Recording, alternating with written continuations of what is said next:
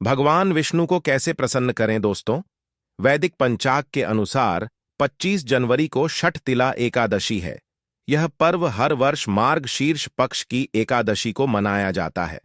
2025 शनिवार के दिन करीब 400 वर्षों बाद एक दिव्य और दुर्लभ संयोग बनने जा रहा है, क्योंकि इस दिन साल की सबसे बड़ी एकादशी षठतिला एकादशी पड़ने जा रही है दोस्तों।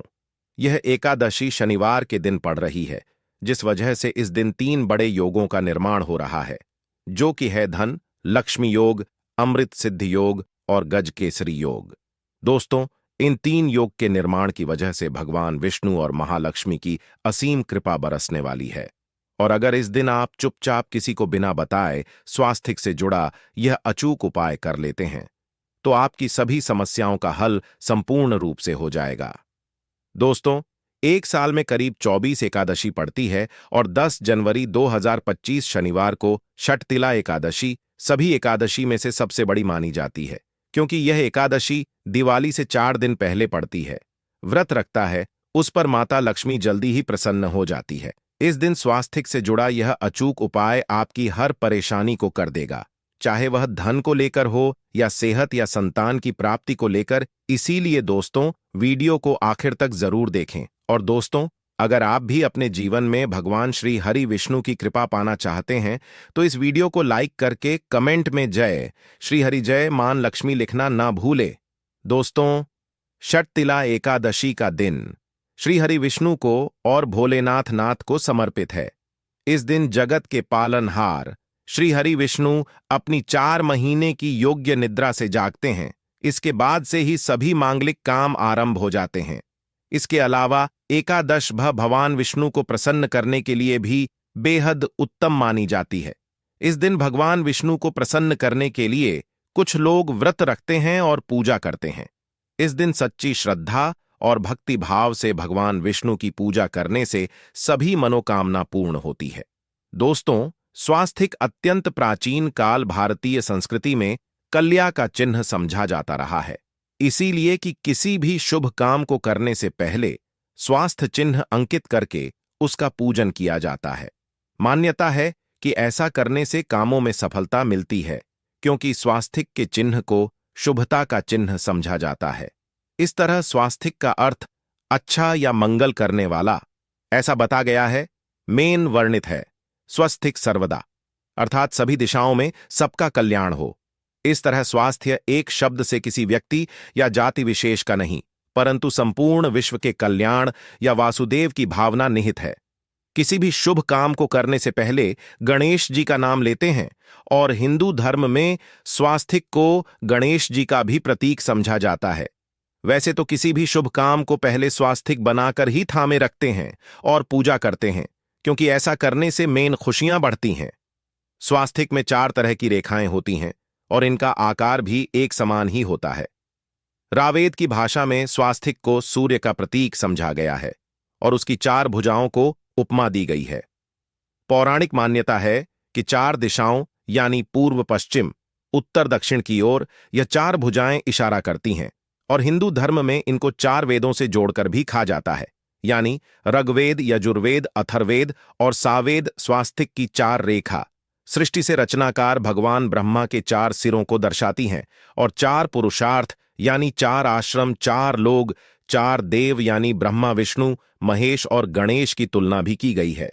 इसके मध्य में जो बिंदु है भगवान विष्णु की नाभि मानी जाती है, जिसमें से भगवान ब्रह्मा प्रकट होते हैं, और स्वास्थिक की 4 रेखाएं एक घड़ी में चलती हैं, जो संसार की सही दिशा में चलने का चिन्ह है।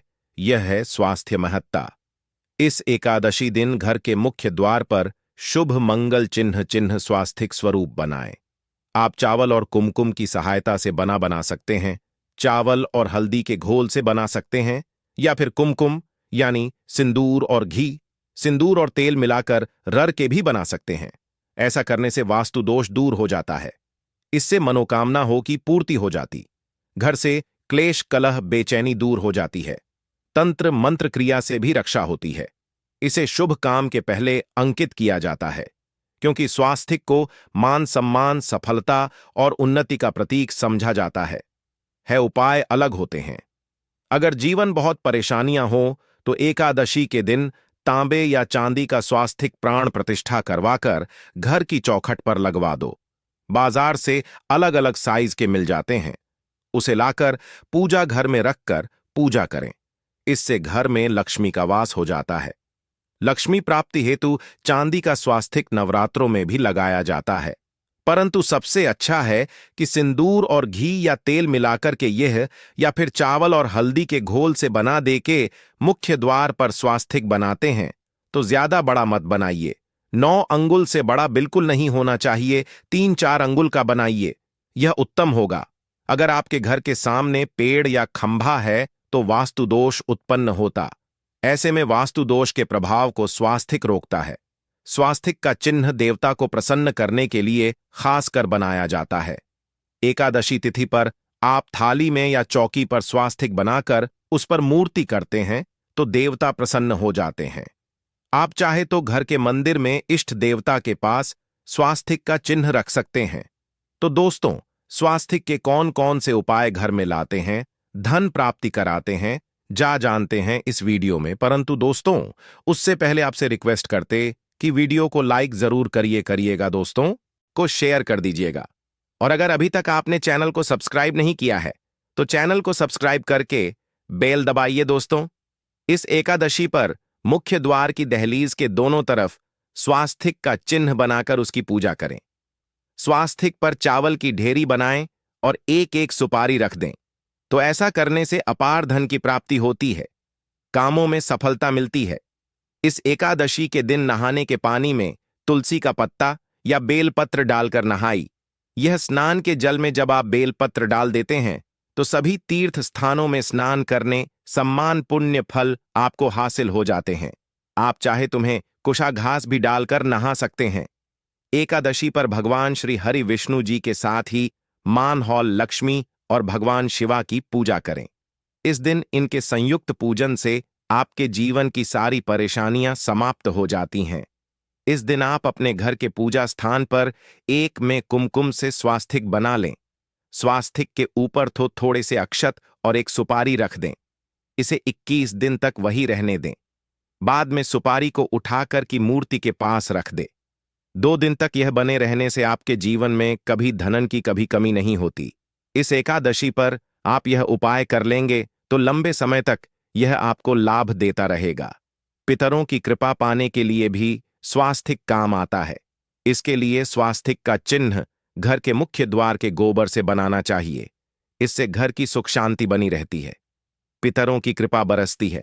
दोस्तों, कहा जाता है कि एकादशी के दिन पीपल की जड़ में अगर एक लोटे जल में एक छुटकी काले तिल और थोड़ी सी शक्कर डालकर जल अर्पित करें तो इससे पितृदेव की विशेष कृपा मिलती है और धन लक्ष्मी भी प्रसन्न हो जाती है। धन दौलत सुख सम यश मान सम्मान में वृद्धि होती चली जाती है।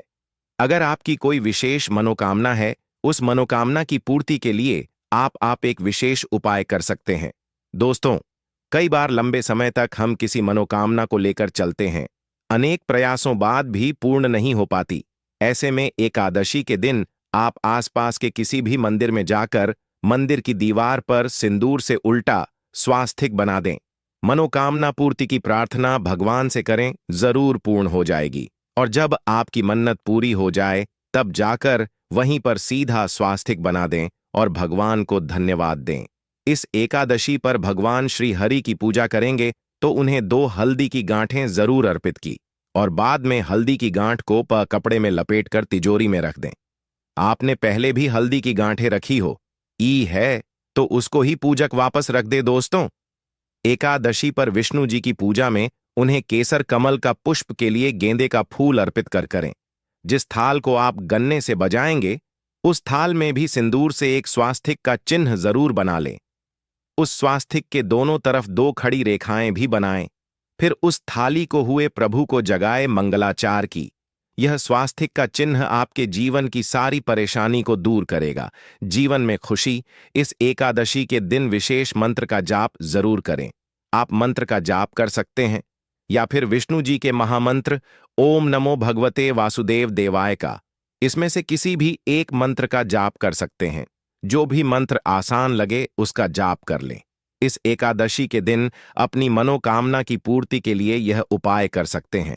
आप तुल में जब अर्पित करेंगे तब एक लोटे में जल लेकर उसमें छुटकी हल्दी, 2-4 बूंदें दूध, थोड़ी सी मिश्री और एक छुटकी अक्षर डालकर ही अर्पित करें और शाम के समय तुलसी के समक्ष घी का दीपक जलाएं। इस दीपक में एक का रख दें और बाद में इस सिक्के को उठाकर संभाल के रखें।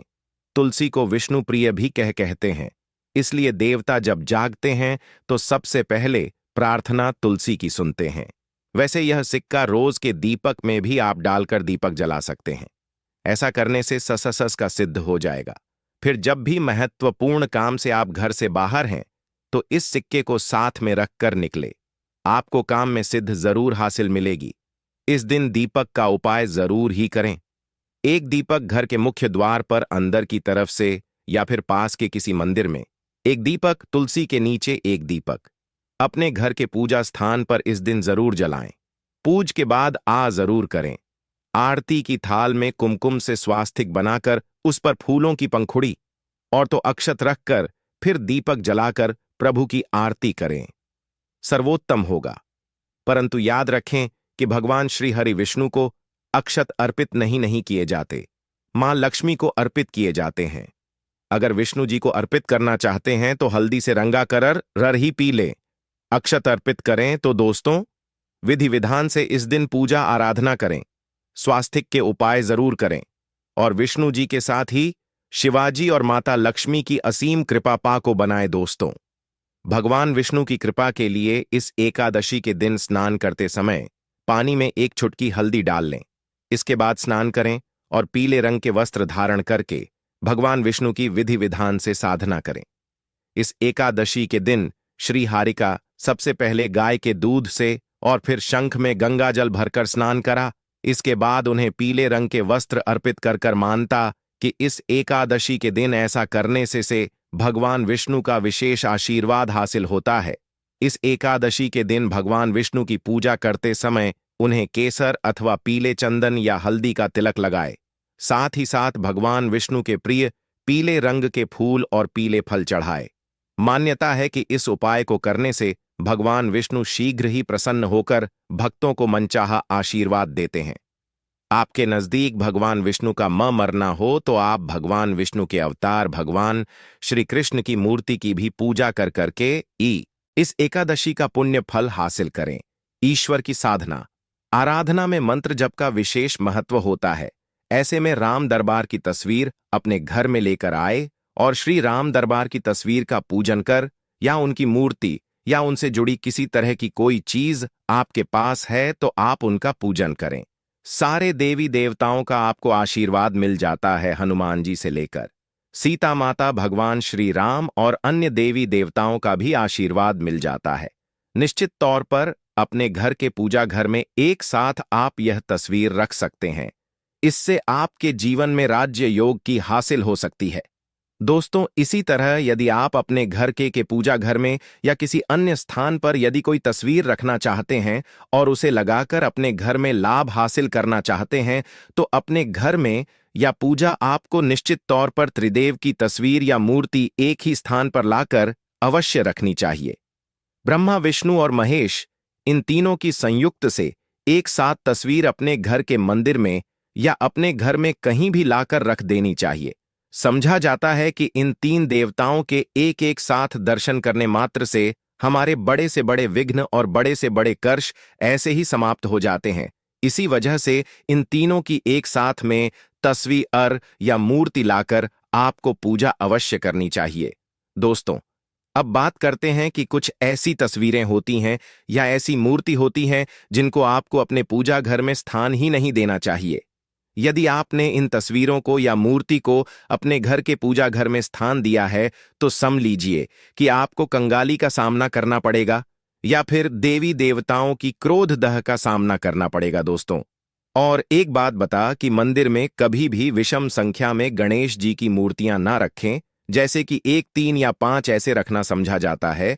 2 मूर्तियों को एक साथ रखना शुभ समझा गया है।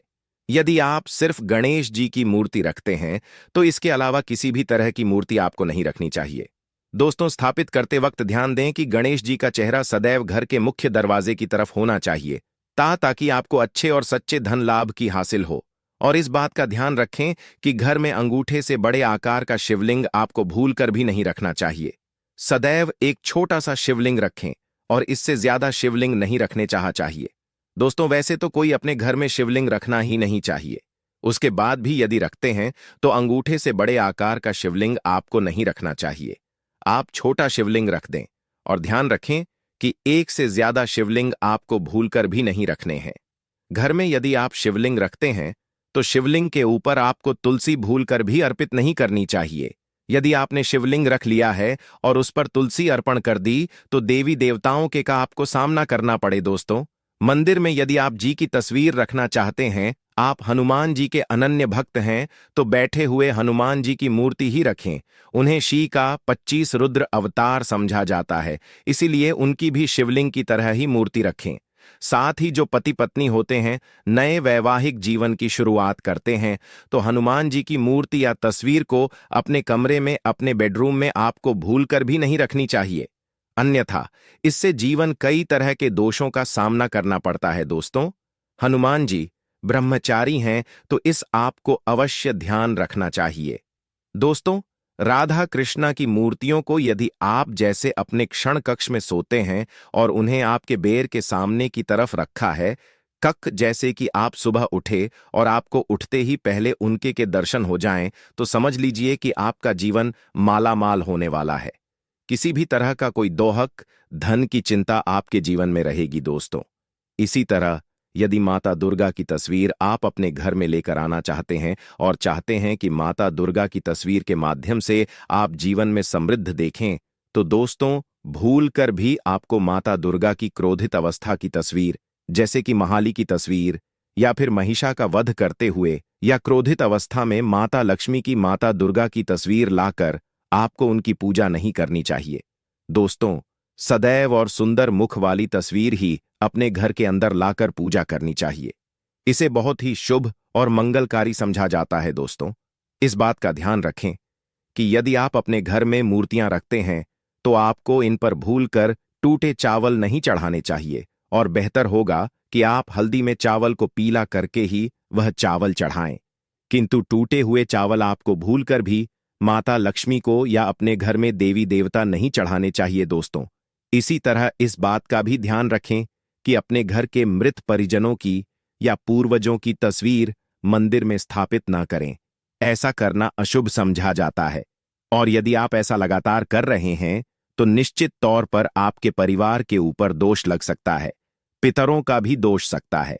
पितरों की पूजा एक अलग स्थान पर की जाती है, घर के मंदिर में उनको स्थापित नहीं किया जाता है। दोस्तों, इसी तरह भगवान भैरव की तस्वीर या भगवान शनिदेव की, राहु केतु की इस तरह की तस्वीरें अपने घर में नहीं लेनी चाहिए। प्रतीका रूप से आप घर के पानी रखने के स्थान पर उनकी पूजा कर सकते हैं, क्योंकि इनकी साधना तंत्र मंत्र और खास पद्धति से की जाती है। घर के अंदर आप ऐसे ही इनका पूजा पाठ नहीं कर सकते। तो दोस्त, आज के लिए बस इतना ही। आपसे निवेदन है कि आप हमारे चैनल को सब्सक्राइब करें और अपने दोस्तों के साथ शेयर करें। आप सभी का धन्यवाद।